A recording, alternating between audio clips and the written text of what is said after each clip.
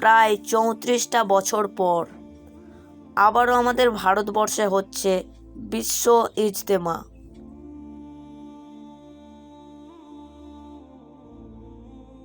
ঐতিহাসিক এই বিশ্ব ইজতেমা, যার মধ্যে প্রায় ভারতের 98% মুসলমান উপস্থিত থাকবে।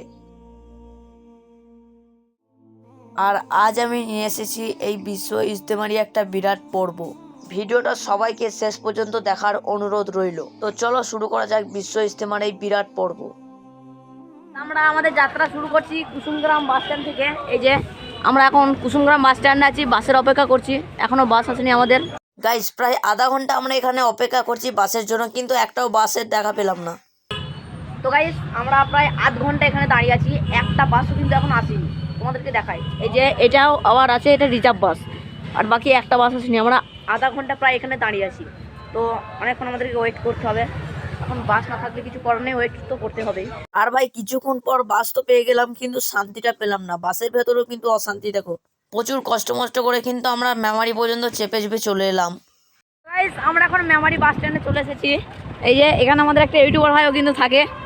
গাইস, আমরা মেমারি বাস স্ট্যান্ড থেকে একটা টোটো ধরে ডিরেক্ট যাচ্ছি এখন মশাগ্রাম স্টেশন।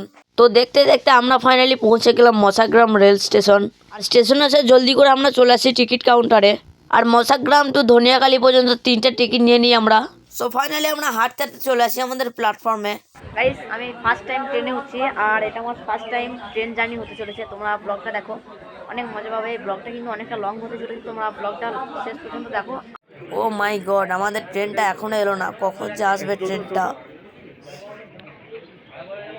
তো ট্রেন আসার আগে আমরা হালকা করে স্টেশনেই নাস্তা করে নিলাম। তো নাস্তা করা তো শেষ হয়ে গেল, এবার দেখছিলাম ট্রেনটা আসছে নাকি। দেখলাম হ্যাঁ, ট্রেনটা আসছে। My train is here.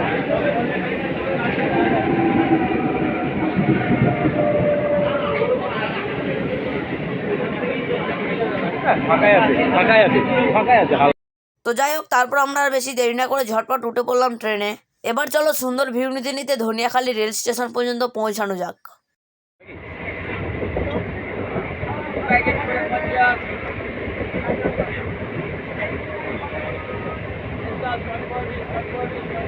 ভাই, ট্রেনে কিন্তু চরম এনজয়। আমার এটা ফার্স্ট টাইম জার্নি।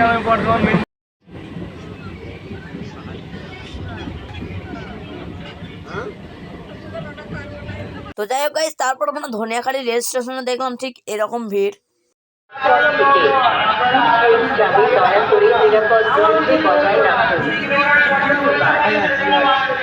আর ট্রেন থেকে নেমে আমরা ভাবলাম কখন আমরা একটা টোটো ধরবো, টোটো খুঁজছিলাম তার জন্য।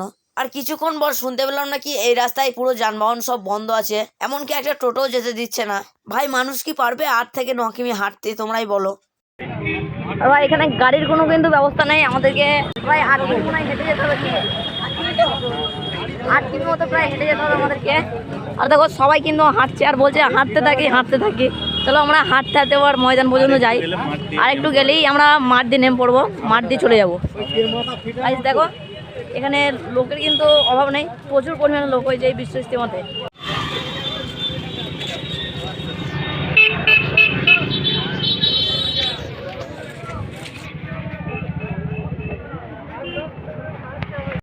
ভাই, আমরা হাঁটতে করে যাচ্ছি, আমরা নিজেরাই জানি না, কারণ আমরা আগে আসিনি। যারা এসেছে তাদের অভিজ্ঞতা আছে, তারা চলে যাবে সোজা, কিন্তু আমরা কোথায় যাচ্ছি আমরা নিজেরাই জানি না। চলো যেখানে হচ্ছে চলে যাই, তারপর দেখা যাক আমরা কি ঠিক জায়গায় যাবো না ভুল জায়গায় যাবো।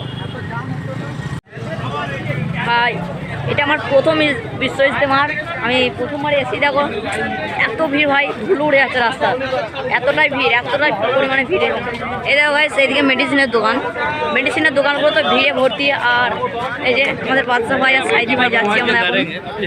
চলো, যতটা রাস্তা যাচ্ছে ততটা যাওয়া যাক, এখন করার নেই ভাই। চলো, আমরা তো ভাবতেও পারিনি যে হেঁটে যেতে হবে এরকম ভাবে। চলো, যতটা হোক যাওয়া যাক। আমরা তো জানি না কতটা হাঁটতে হবে, প্রায় 8 কিমি পর্যন্ত হাঁটা কিন্তু সম্ভব না একদমই। সামনে যাওয়া যাক, কি পাওয়া যায় দেখি। প্রায় 8 কিমি, তোমার নামাজটা পাবো কি এটা সন্দেহ। আর বেশি দূরে নয়, আর 4.5 কিমি মতো গেলেই আমরা চলে যাবো বিশ্ব ইজতেমার ময়দানে। চলো। তো ফাইনালি আমরা অনেকটা রাস্তা অতিক্রম করে ফেললাম। ভাই আমাদেরকে বন জঙ্গল মাঠ কাদা সব পেরিয়ে আমাদেরকে ইজতেমায় যেতে হচ্ছে। যেহেতু ধর্মীয় জিনিস, তাই আমরা কিছু বলতে পারছি না, নাহলে খবর ছিল এগুলোর। চলো গাইস, এখন বন জঙ্গল মাঠ সব পেরিয়ে আমাদেরকে কাদা পেরিয়ে সব যেতে হবে। চলো এখন যত যাচ্ছে যাক। দেখো মাঠে ময়দানে তো লোকের কাদা। এখন যদি আমরা স্টেজ পর্যন্ত যেতে যাই তাহলে আমাদের পিছন দিয়ে বেরিয়ে যাবে সব, বুঝতে পারছো তোমরা কি বেরিয়ে যাবে। তো চলো রোদে এখন হাঁটতে হাঁটতে যাই। বন জঙ্গল কাদা কি বাস ভাই, সব বেরোতে যাই। মাঠে পুরো ধুলো উড়ে যাচ্ছে, দেখো এত লোক যাচ্ছে, এত লোক। আমি ফার্স্ট টাইম দেখলাম এত, খুবই ভালো লাগছে এটা দেখে। দেখো গাইস, তোমরা কারা কারা এসেছো বা কারা কারা এসেছিলে তা আমাকে কিন্তু কমেন্টে জানিও। আর এখানে ভাই খুব সুন্দর লাগছে কিন্তু এরিয়াটা, কি বলবো, একদম জাস্ট ওয়াও। আমি ফার্স্ট টাইম আসছি কোনো বিশ্ব ইজতেমায়, তো তোমরা এসে থাকলে আমাকে কমেন্টে বলো। আর যেহেতু উজু করবো তাই আমাকে মোজা ফোজা সব খুলতে হবে। Try again. গাইস পুরো ফাঁকা হয়ে গেলাম, চলো এবার উজুটা করে নেয়। ভাই শুধু হেঁটে যাও কি ভাবছো ভাই, একদম হাঁটতে হাঁটতে ফেটে যাচ্ছে ভাই।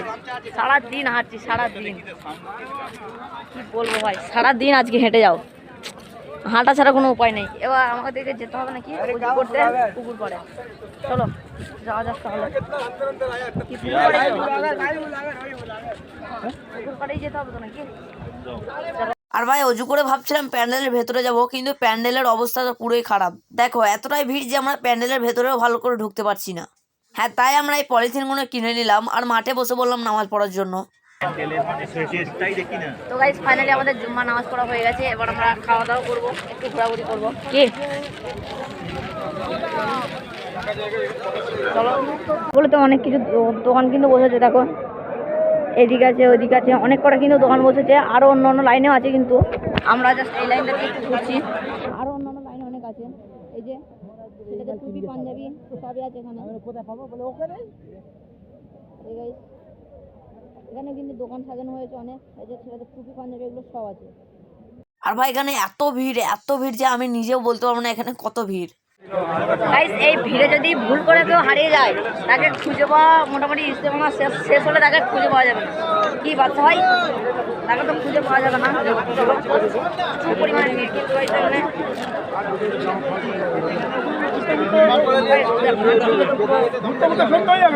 আজকে সারাদিন হাঁটছি ভাই, সারাদিন হেঁটে যাও সারাদিন আজকে হাঁটছি, কি বলবো ভাই, হাঁপিয়েও গিয়েছি। এই যে গাইস সবাই হাঁটছে, শুধু আমি একা নয়, একা বললে ভুল হবে, সব দিকে এখন আমার খাওয়ার জন্য হোটেল খুঁজে বেড়াতে হচ্ছে। হোটেল তো আছে কিন্তু হোটেল একটাও ফাঁকা নেই ভাই। সারাদিন হাঁটি হেঁটেই যাচ্ছি, কিন্তু দেখো জাম যেন শেষ হচ্ছে না, সারাদিন আমরা হাঁটছি।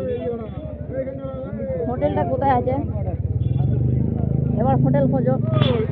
ওই জায়গায় ওইদিকে হোটেল আছে, না ওগুলো তো দোকান জামা কাপড়ের। এভাবেই আমরা হোটেল একটা জায়গাতেও খুঁজে পাচ্ছি না হোটেল। খুঁজে পেলেও কিন্তু আমরা যে এগুলোকে মনে করছি হোটেল, কিন্তু এগুলো জামা কাপড়ের। খুঁজে পেলেও একটা আমরা ফাঁকা পাচ্ছি না ভাই। দেখো এই বিরিয়ানির দোকানটায় এত জাম লেগেছে, আমরা ঢুকতে পারবো না। বাচ্চা হয়তো ঢুকে পারবো, বাচ্চা ভাই কি হলো, জায়গা আছে? দেখো ভাই প্রচুর পরিমাণে জাম কিন্তু এখানে। আমরা কি করবো,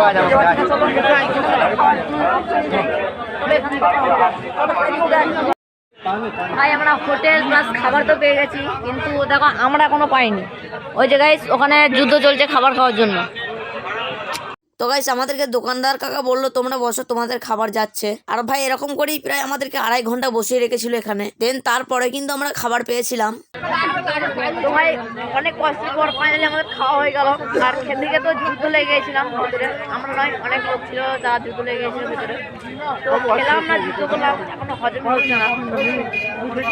অনেক যুদ্ধ খাওয়া হয়েছে, এবার আমরা বাড়ি যাবো। যেহেতু আমরা এখন বাড়ি যাব, তাই আমরা চলে এলাম একটা ইজতেমার খাবারের দোকানে। এগুলো কি বলে? এগুলো কি নাম গো?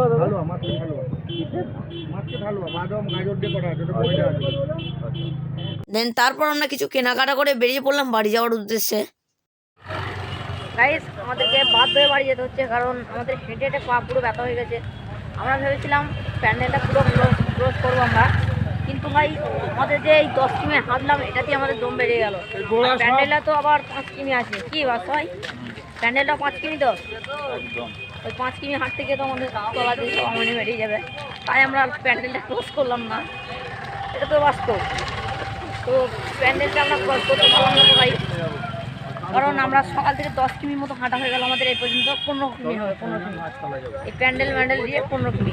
আর আমরা এখন যাব, আর এটাও 10 কিমি, 10 কিমি আমাদের যে করতে হবে। কারণ আজকে সারাদিন হাঁটা ডে ছিল, গাইস বাড়ি গেলে বাঁচি। খুবই কিন্তু পায়ের কন্ডিশন খারাপ, আমাদেরকে দেখাই। এই যে গাইস কন্ডিশন প্রচুর খারাপ ভাই, পায়ে ফুচকা পড়ে গেছে সারাদিন শো করে হেঁটে পায়ে ফুচকা পড়ে গেছে, কন্ডিশন খুবই খারাপ। আর একটা কথা, আমরা রাস্তাটা ভুলে উল্টো দিকে চলে গিয়েছিলাম, ওইদিকে এইদিকে আমাদের যেতে হবে, আমরা চলে গিয়েছিলাম এইদিকে। তো আমাদের ভুলেই আমরা আবার দ্বিগুণ করে হাঁটছি, কারণ আমরা যদি সোজা যেতাম তাহলে এরকম হতো না। না এটা দি পালাবে আর আমাদের আবার মাঝে চলে যাবে। তোমরা যারা আসবে অবশ্যই বাইকে করে আসবে, বাইকে করে এলে সব থেকে ভালো আমার মনে হয় ভাই। সারাদিন হেঁটেই যাচ্ছি। তো ভাই চলো এখন ট্রেন স্টেশনে পর্যন্ত যাওয়া যাক, তারপর ওখান থেকে ট্রেন ধরে আমরা বাড়ি যাবো। ভাই সারাদিন হাঁটছি, সারাদিন হেঁটে হেঁটে আমাদের পা পুরো ব্যথা হয়ে যাচ্ছে। এই সাইদির জন্য আরো বেশি হাঁটতে হচ্ছে, সাইদির রাস্তা ভুলভাল দেখাচ্ছে, আমার উল্টো পাল্টা রাস্তা চলে যাচ্ছে। গাইস সন্ধ্যা হতে চললো, দেখো সূর্য ডুবতে চললো, কিন্তু আমাদের ভাই এখনো হাঁটা শেষ হচ্ছে না। কি বাচ্চা ভাই, আজকে বাড়ি গিয়ে শুয়ে পড়বো তাড়াতাড়ি। কটা বাজে?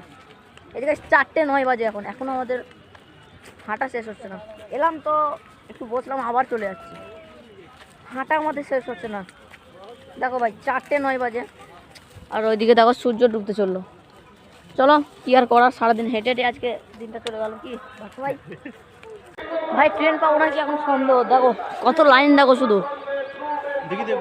রেল স্টেশনে কত লাইন দেখো, মানে এই মাথা থেকে ওই মাথা পর্যন্ত যতগুলো প্ল্যাটফর্ম আছে সব বুকিং। কিন্তু ভাই আমরা ট্রেন পাবো নাকি সন্দেহ, পাবো আমরা মনে হয়। জলদি চলো তাহলে। তারপর ভাই এখানে আবার টিকিট কাটতে হবে, প্রচুর গ্যাঞ্জাম ভাই।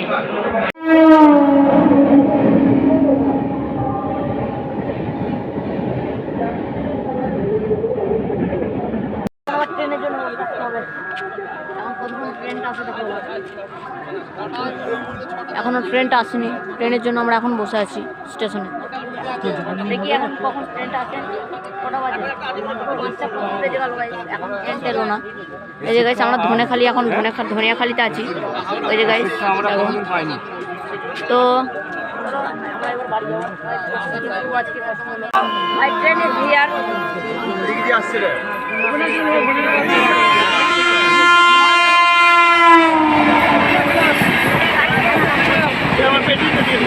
ভাই এখনো ট্রেন আসেনি, আমরা আধ ঘন্টা প্রায় আবার দাঁড়িয়ে আছি।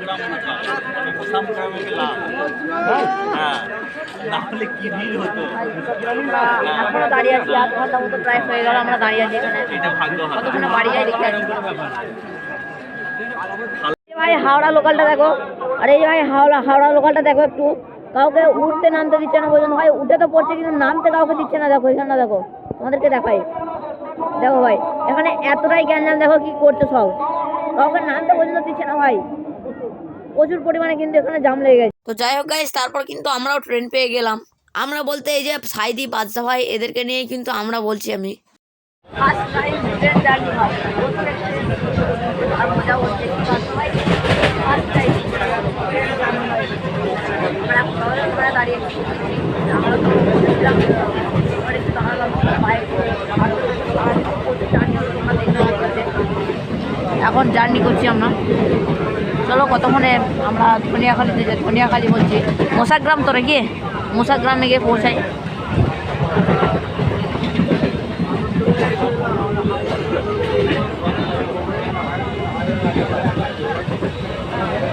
চারিদিকে শুধু ট্রেনেরই শব্দ, আর কোনো শব্দ নেই, আছে কিন্তু লোকের কোলাহল করছে প্রচুর, তাছাড়া শব্দ নেই।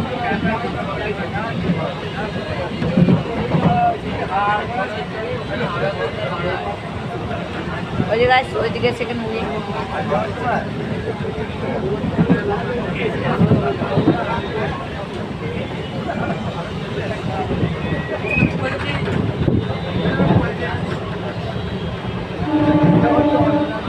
তো যাই হোক গাইস, আজকের বিশ্ব ইজতেমার পর্ব এই পর্যন্তই ছিল। আবার দেখা করছি তোমাদের সঙ্গে অন্য কোনো পর্বে বা অন্য কোনো দিনে। আর ভিডিওটা যারা শুরু থেকে শেষ পর্যন্ত দেখছো তারা কিন্তু অবশ্যই লাইক, কমেন্ট, শেয়ার, সাবস্ক্রাইব করতে ভুলো না।